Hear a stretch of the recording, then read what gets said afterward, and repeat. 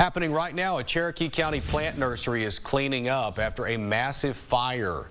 Firefighters were called Tuesday to the Altman plant facility in Troop. It's in the 15,000 block of Highway 110. KLTV7's Zori Jones reports the damage runs into the millions and the building at the heart of their operation is gone. Everything here right now can be replaced.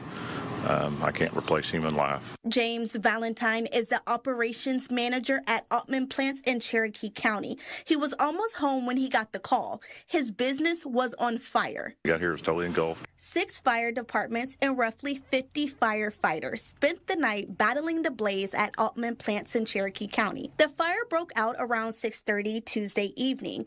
Fire Chief Scott Bragg says crews battled the blaze for nearly 7 hours, but fighting the fire came with concerns. Biggest concern was all the smoke and all the plastic and trying to figure out if there was fertilizer in that building.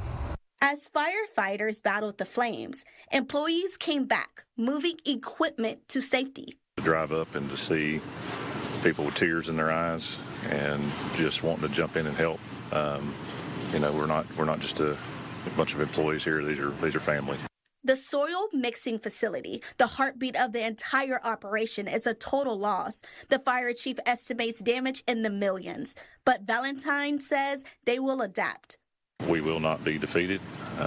We will persevere through this, and we'll come out on the other side better than what we were going into it. Zori Jones, KLTV 7 News. We certainly hope that is the case. Meanwhile, no one was hurt, and the cause of the fire is under investigation.